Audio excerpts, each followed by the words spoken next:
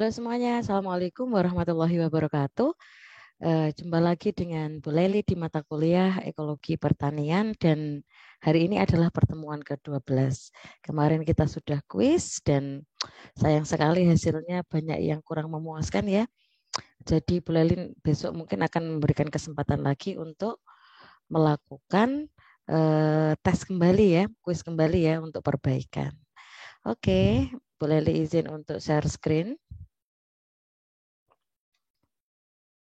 Ekologi tanah hari ini materinya.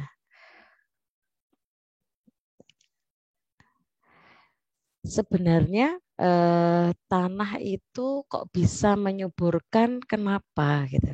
Karena di dalam tanah itu ada yang namanya material organik dan material organik ini eh, munculnya adalah karena adanya aktivitas pembusukan dari sisa-sisa tumbuhan ataupun hewan yang mati kemudian diuraikan oleh mikroorganisme. Selain itu juga di tanah itu sendiri ada yang namanya makrofauna tanah, yang aktivitas dari makrofauna tanah ini akan mempengaruhi perputaran atau sirkulasi atau aerasi perputaran udara di dalam tanah itu sendiri. Nah, di dalam tanah itu ada yang namanya komposisi biomasa. Biomasa itu apa toh? Biomasa adalah massa dari makhluk hidup. Bio kan makhluk hidup, massa adalah masanya. Apa saja komponen biomasa yang ada di tanah? Komponen biomasa tanah itu terdiri dari akar-akaran, dari tanaman, kemudian ada makrofauna tanah dan juga ada mikroorganisme. Nah, ini bisa dilihat ya, ini ada akar, kemudian ini kayaknya ini leguminosa ya ini tanamannya. Organic matter. Oke, ini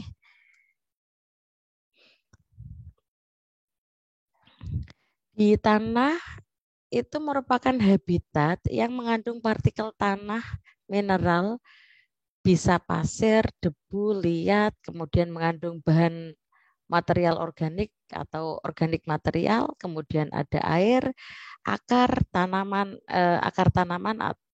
kemudian organisme tanah, kemudian juga yang lain gitu. Ini kalau di sini kan ada gambar lah. Ini adalah keterangannya. Misalnya C itu berarti apa? Lihat. Kalau si debu, SI, SA mana SA? Cari SA. Nah, ini berarti pasir, partikel tanahnya. Kemudian kalau OM itu berarti organik material, ini OM, organik material. Kemudian ada juga W itu water. Mana air, W enggak kelihatan ya. Mungkin di sela-sela partikel apa tanah itu sendiri letaknya. Kemudian ada juga R, root, ini akar tanaman. Kemudian ada MY, hifa ini, mikotin atau hifa. Kemudian ada N, apa itu N?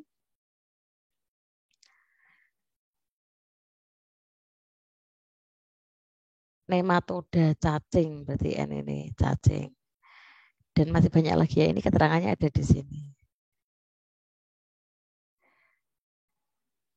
Organisme yang hidup di tanah itu ada organisme prokaryotik dan ada organisme eukaryotik.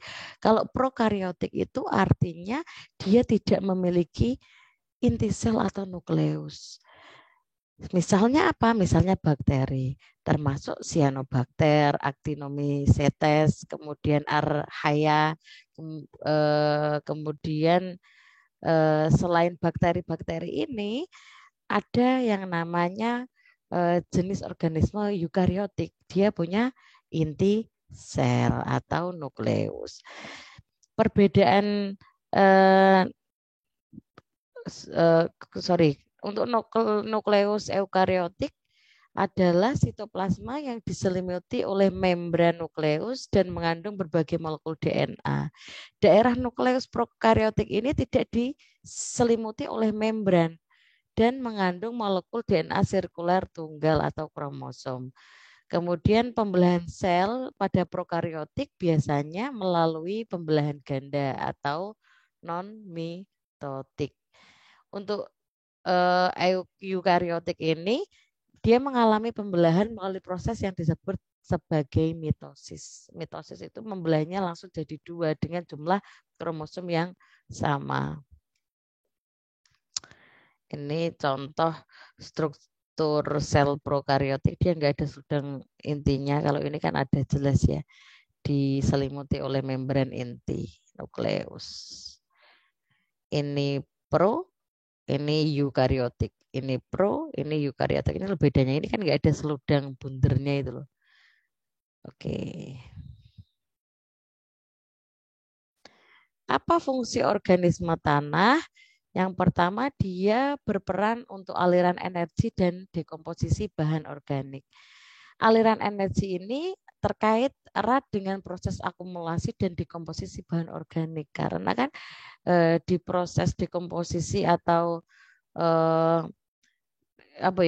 aliran energi ini kan terjadinya karena itu lewat rantai-rantai makanan itu kan.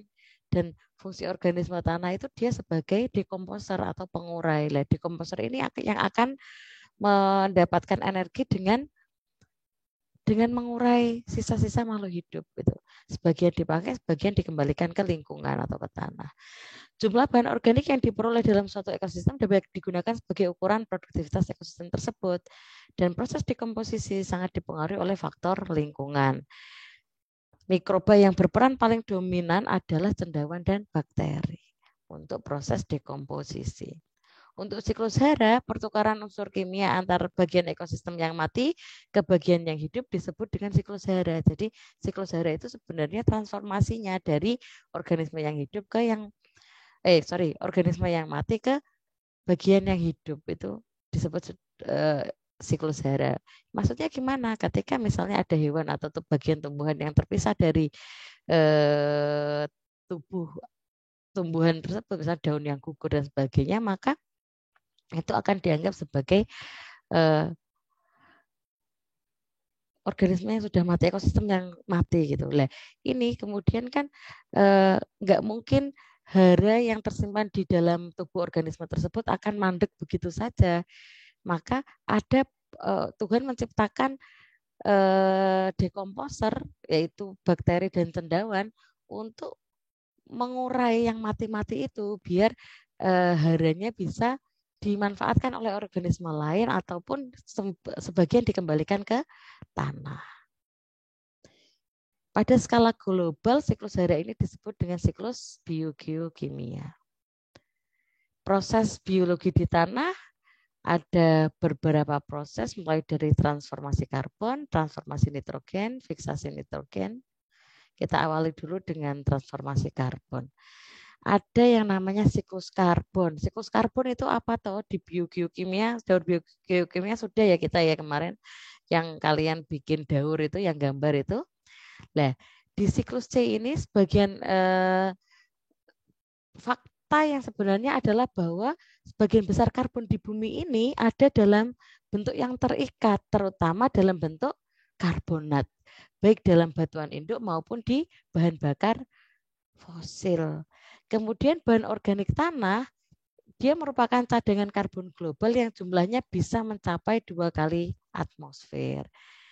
Dan perubahan pada pool atau kolam bahan organik tanah ini akan sangat dipengaruhi oleh kadar CO2 yang ada di seluruh dunia atau CO2 global. Ini siklus karbon ya. Karbon itu dikeluarkan oleh siapa toh, dihasilkan oleh siapa toh? Sumbernya dari mana toh? Dari pertama pernafasan makhluk hidup, baik itu hewan, manusia maupun tumbuhan. Yang kedua dari pembakaran bahan bakar fosil.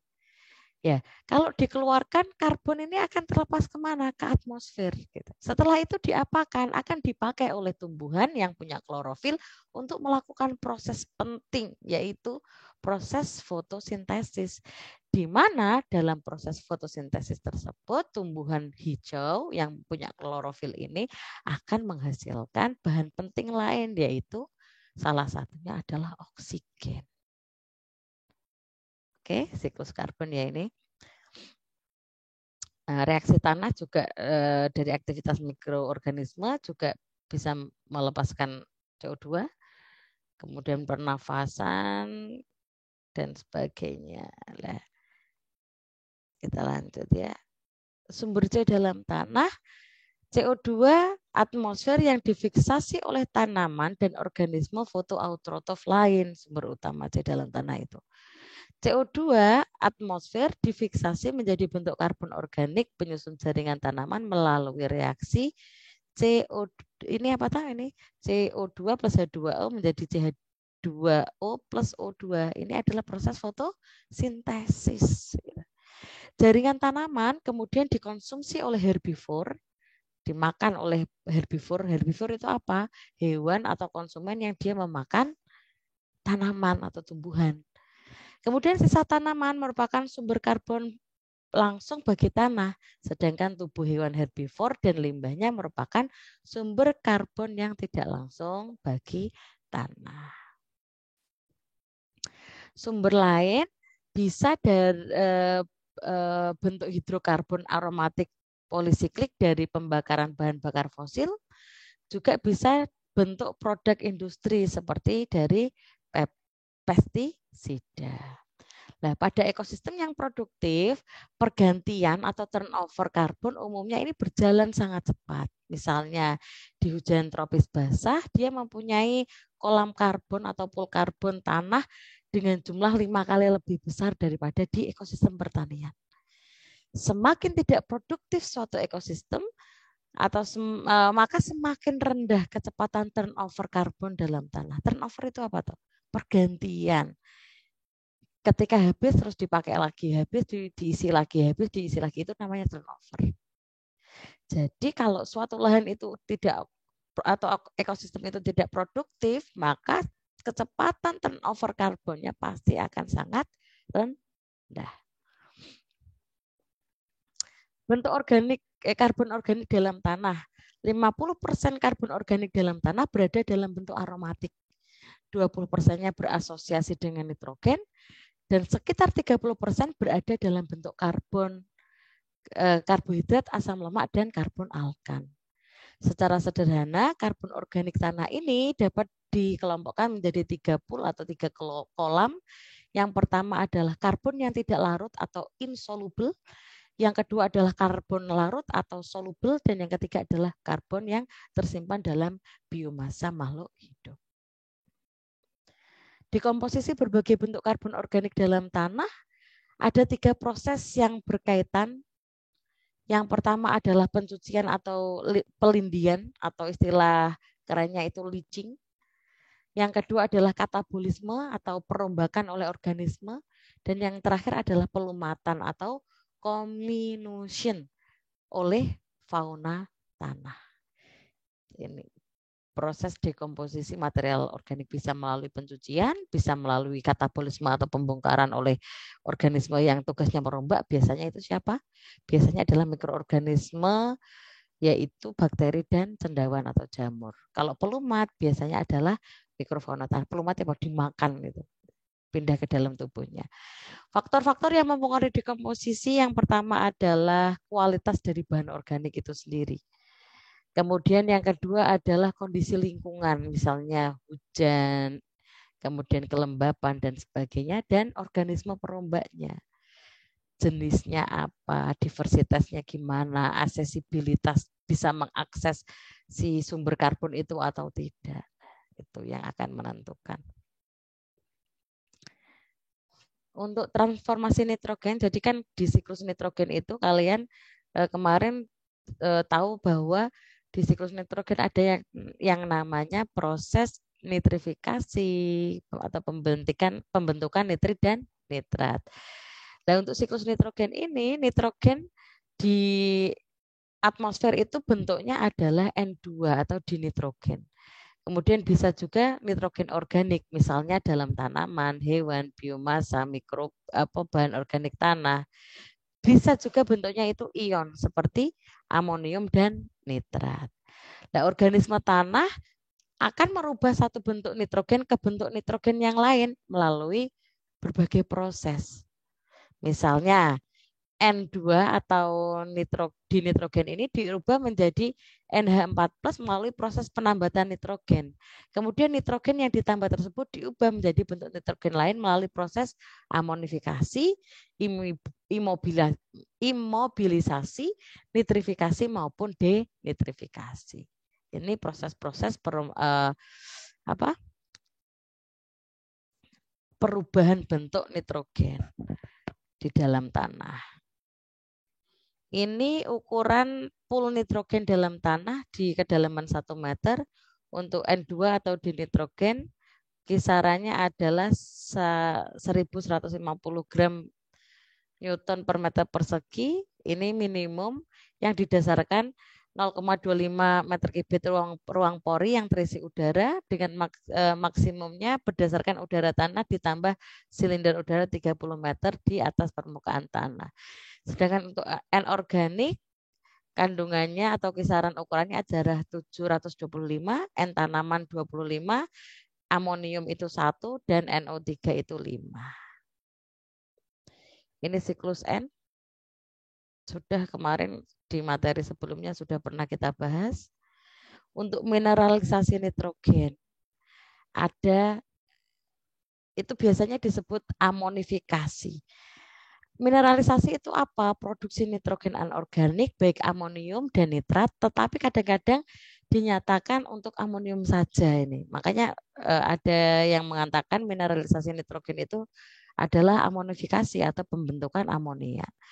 Peningkatan atau kadang juga penurunan nitrogen anorganik seringkali disebut dengan net nitrogen mineralization karena mencerminkan jumlah proses produksi dan konsumsi amonium. Istilah yang lebih benar untuk menyatakan proses transformasi nitrogen organik menjadi amonium adalah amonifikasi atau gross nitrogen mineralization. Amonifikasi aja ya. Ini lebih sering dipakai di ekologi ya. Untuk imobilisasi menggambarkan konversi amonium menjadi nitrogen organik sebagai akibat dari asimilasi amonium oleh biomasa mikroba. Imobilisasi ini kadang-kadang juga digunakan untuk menyatakan asimilasi amonium dan nitrat. Ini apa amonifikasi? Konversi senyawa nitrogen organik menjadi amonium yang dipacu oleh enzim yang dihasilkan oleh organisme tanah. Produksi amonium melalui beberapa langkah. Yang pertama adalah enzim-enzim ekstraseluler. Dia akan memecah polimer nitrogen organik menghasilkan monomer yang dapat lolos melalui membran sel untuk kemudian dia dimetabolisme lebih lanjut yang hasil akhirnya adalah amonium yang dilepaskan ke tanah. Nah, yang kedua, enzim ekstraseluler yang dihasilkan oleh mikroorganisme ini akan mendegradasi protein, aminopolisakarida atau dinding sel dari mikroorganisme dan juga asam nukleat sehingga akan menghidrolisis urea. Ini enzim ekstraseluler yang terlibat dalam mineralisasi nitrogen. Untuk protein, enzimnya proteinase atau protease, produknya peptida dan asam amino. Untuk peptida, enzimnya peptidase, produknya asam amino. Kitin, enzimnya kitinase, produknya sitobiose. Substratnya adalah ketobiose, enzimnya adalah ketobiose, produknya N-asetil glukosamin. Untuk peptidoglikan, enzimnya adalah lisozim, produknya adalah N-asetil glukosamin dan N-asam asetil muramik. Kemudian untuk DNA dan RNA, enzimnya pemecahnya adalah endonuklease dan eksonuklease. Produknya adalah nukleotida. Untuk urea, enzimnya urease, produknya adalah NH3 dan CO2. Untuk imobilisasi atau asimilasi, mikroorganisme yang mengasimilasi amonium melalui dua rantai atau pathway yaitu glutamat dehidrogenase dan glumatin tetase, glutamat sintase. Untuk glutamat dehidrogenase, ini apabila amonium berada dalam konsentrasi yang tinggi. Glutamat dehidrogenase bersama-sama dengan NADPH sebagai koenzim dapat menambahkan amonium ke alfa ketoglutarat dan membentuk glutamat. Ini akan memerlukan ATP atau energi untuk menambahkan amonium ke glutamat membentuk glutamin. Untuk sintesa glutamat sintase, pada kondisi ini konsentrasi amoniumnya rendah. Dia mentransfer amonium dari glutamin ke alfa ketoglutarat membentuk 2 glutamat. Amonium tersebut kemudian ditransfer ke skeleton karbon lainnya oleh reaksi transaminase untuk membentuk asam amino tambahan.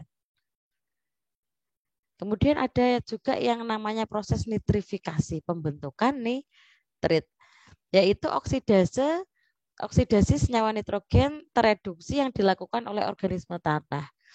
Proses nitrifikasi berlangsung dalam 2 tahap yang dilakukan oleh 2 organisme tanah yang mengoksidasi amonium menjadi nitrat, di mana nitrogen anorganik berperan sebagai sumber energi untuk bakteri nitrifikasi.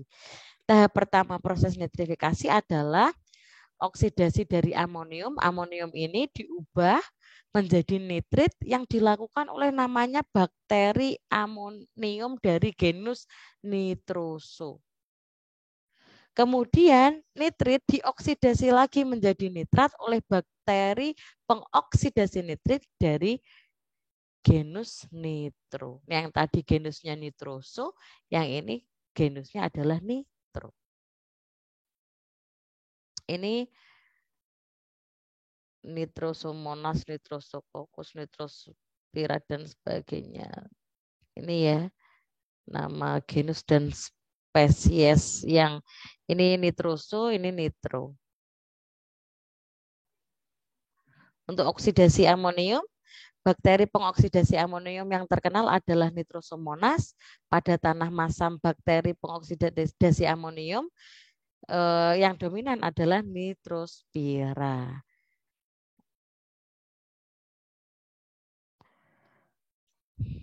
Yang di tanah masam itu Nitrosospira, kalau pada umumnya yang terkenal adalah Nitrosomonas. Ini reaksi konversi amonium dari NH3- ditambah 1,5 O2 menjadi NO2- plus H plus H2O. Dari proses oksidasi ini mentransfer 6 elektron yang menghasilkan 271 kilojoule atau 65 kilokalori per mol NH3. Untuk oksidasi nitrit, bakteri pengoksidasinya adalah nitrobakter. Tadi ingat ya Nitrosomonas, yang ini nitrobakter. Proses oksidasinya ini NO2- ditambah 1,5 O2 akan menghasilkan NO3-.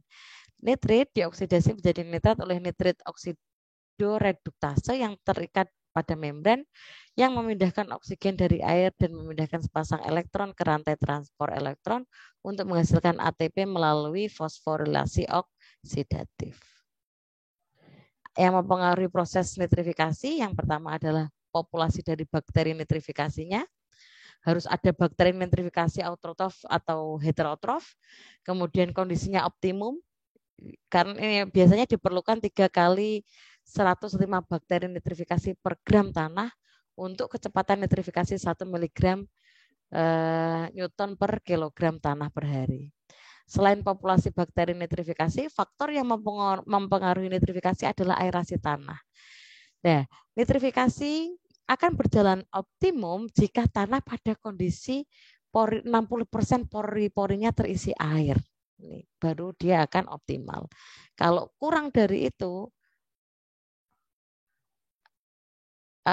nitrifikasi berjalannya akan tidak optimal. Kemudian selain itu ada ketersediaan substrat. Ketersediaan substrat ini terutama ketersediaan amoniumnya. Yang terakhir adalah pH tanah, karena nitrifikasi ini akan berjalan lambat jika pH-nya asam atau berada di bawah 4,5, terutama di tanah-tanah pertanian. Untuk denitrifikasi itu apa? Kalau nitrifikasi itu pembentukan nitrit dan nitrat, Kalau denitrifikasi itu pembongkaran pembongkaran nitrat menjadi gas nitrogen yang akan dilepas ke atmosfer.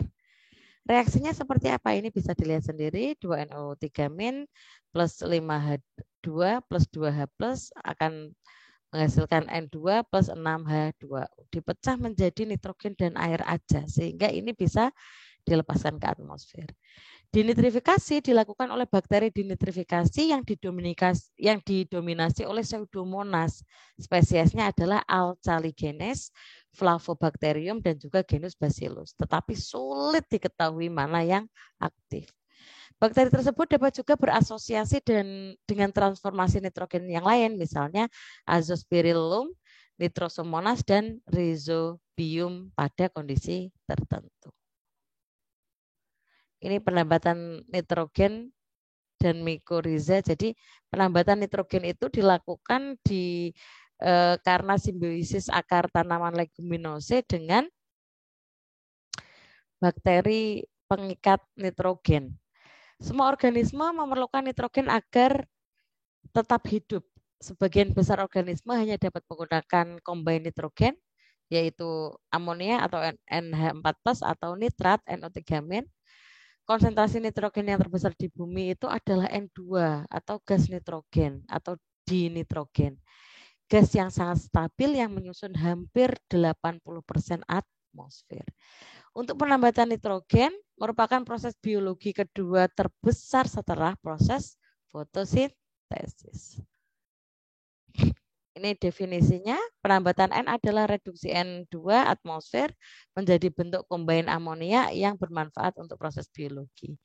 N2 atmosfer ini sangat stabil, maka reaksi penambatan N sangat mahal jika ditinjau dari tingginya energi yang diperlukan.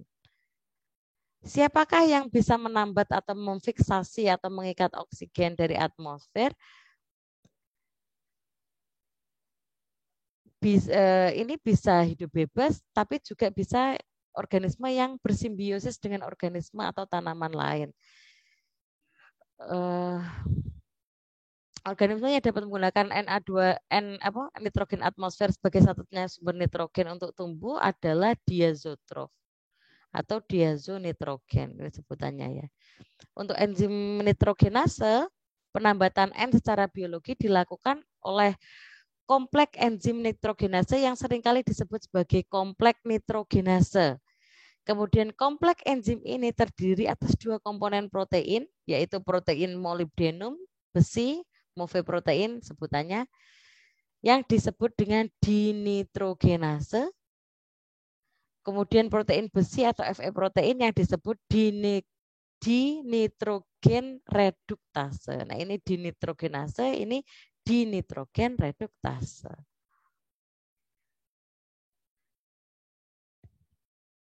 Oke. Ini reaksinya.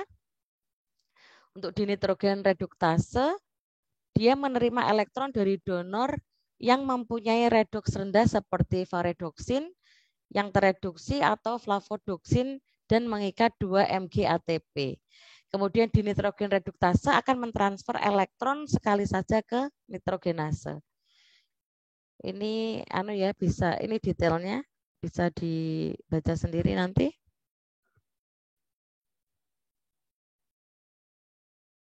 Ini beberapa organisme hidup bebas yang dia punya kemampuan mengikat atau fiksasi N2. Azotobacter, Azomonas, Pseudomonas, kemudian Clostridium, kemudian Anabaena, Nostoc. Ini genusnya, ini spesiesnya.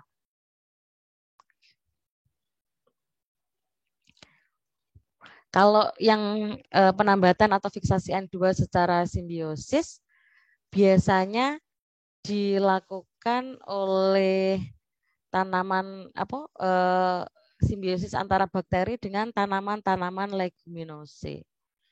Ini tanaman ya antara Rhizobium dengan Leguminosarum, Rhizobium dengan Loti, Rhizobium dengan Tropicii dan sebagainya ini. oh sorry, ini R itu maksudnya rhizobium ya, S Synorhizobium, B itu Bradybizobium, dan Azorhizobium. Ini simbiosisnya ada yang kebanyakan kalau rhizobium ini biasanya dengan tanaman kacang-kacangan atau leguminosi. Ya, ketika terjadi simbiosis antara akar tanaman kacang leguminosa dengan bakteri rhizobium, maka akan terbentuk yang namanya ini nodul akar. Kelompok organisme bakteri yang menambat N2 dengan akar tanaman, terutama legum secara kolektif ini disebut sebagai rhizobia. Rhizobia termasuk dalam suatu famili bakteri yang disebut dengan Rhizobiaceae. Dan pembentukan nodul akar pada tanaman legumin ini merupakan rangkaian dari proses di mana rhizobia berinteraksi dengan akar tanaman legum untuk membentuk nodul akar. Ini biasanya kalau kalian punya tanaman kacang bisa kalian cabut. Nanti kalau ada berindil-berindil bulat-bulat warna merah, itulah yang namanya nodul akar. Kemudian rhizobia ini akan tertarik ke permukaan akar tanaman, kemudian akan memperbanyak diri, lalu menyerang sel-sel dengan cara yang spesifik yang melibatkan interaksi antara makromolekul yang terdiri atas karbohidrat, protein yang disebut dengan lektin yang berada di dalam akar tanaman legum. Karena dia memperbanyak diri terus, itu yang menyebabkan terbentuknya benjolan atau gerindil-gerindil gitu ya. Simbion yang cocok satu dengan yang lain akan memproduksi suatu senyawa ekstraseluler yaitu polisakarida yang sifatnya asam. Senyawa ini kemudian bereaksi dengan lektin.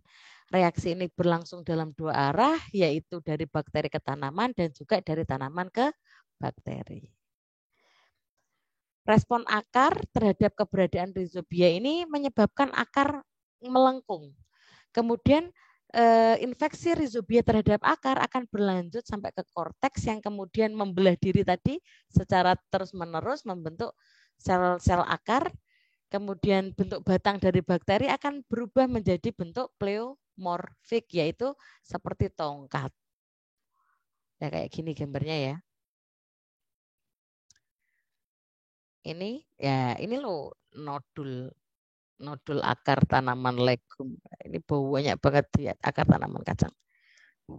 Ini kalau semisal sudah dipanen, terus kita punya teknologi untuk digiling, kemudian dikembalikan lagi ke lahan, pasti lahannya subur banget ini. Ternyata nodul itu nggak cuma terbentuk di akar, tapi juga bisa di batang.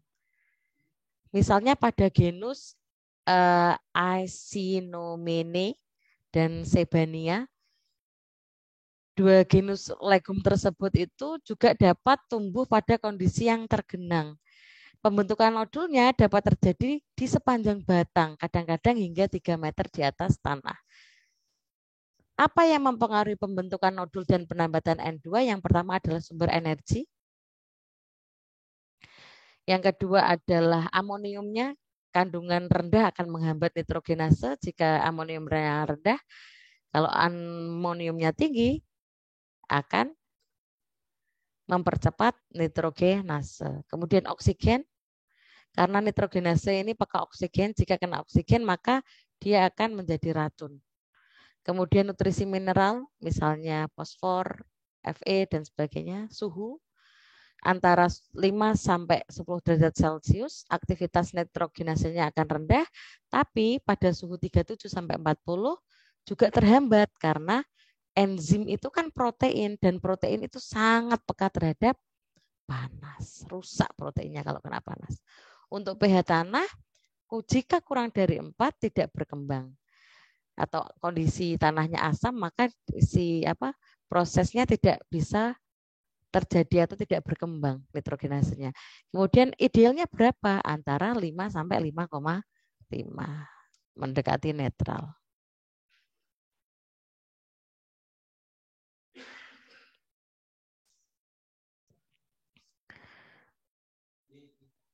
Pengamatan untuk penambatan N2. Oke, sebentar. Mikoriza, apa itu mikoriza? Mikoriza itu jamur akar. Dia pertama kali diterapkan untuk asosiasi jamur pohon pada tahun 1885 oleh A.B. Frank, seorang ahli patologi hutan dari Jerman. Mikoriza ini dia asosiasi atau simbiosis antara tanaman dengan jamur yang mengkoloni jaringan kortek akar selama periode aktif pertumbuhan tanaman. Asiosi tersebut dicirikan oleh pergerakan karbon yang diproduksi tanaman ke jamur dan pergerakan hara yang diproduksi jamur ke tanaman. Ini tipe mikoriza. Ada ektomikoriza dan ada endomikoriza. Ektomikoriza itu juga disebut mikoriza ektotrofik. Dia merupakan karakteristik berbagai tanaman pohon di daerah yang agak dingin, misalnya pinus, eukaliptus, dan sebagainya. Jamur yang terlibat dalam asosiasi ini adalah Akomikota dan Basidiomycota. Dia memproduksi hifa dalam jumlah besar pada akar dan dalam tanah. Fungsi hifa apa? Ini untuk menyerap dan translokasi hara anorganik dan air. Kemudian juga untuk melepaskan hara dari lapisan seresah dengan memproduksi enzim yang digunakan dalam mineralisasi bahan organik. Ini fungsinya ektomikoriza. Ini contohnya ya. Berapa ektomikoriza tipenya. Akar yang diinfeksi oleh ektomikoriza akan mempunyai ujung akar yang tumpul, pendek, dan diselimuti oleh mantel jaringan jamur. Serta tidak ada atau hanya ada sedikit rambut akar. Jamur kemudian mengambil alih peran rambut akar dalam menyerap hara. Dari bagian dalam mantel tersebut, jamur tumbuh di antara sel-sel kortek. Akar membentuk jaringan hertik. Ini ektomikoriza. Ya. Ini jenis-jenisnya. Nanti bisa dibaca sendiri ya. Jenis-jenisnya banyak banget. Oke, terima kasih Bu Leli. Kira cukup. Ini hanya pengayaan yang bagian akhir itu karena nggak sedalam itu nanti kita belajarnya. Oke, sekian materi dari Bu Leli. Bu Leli akhiri dulu kuliah hari ini. Wassalamualaikum warahmatullahi wabarakatuh.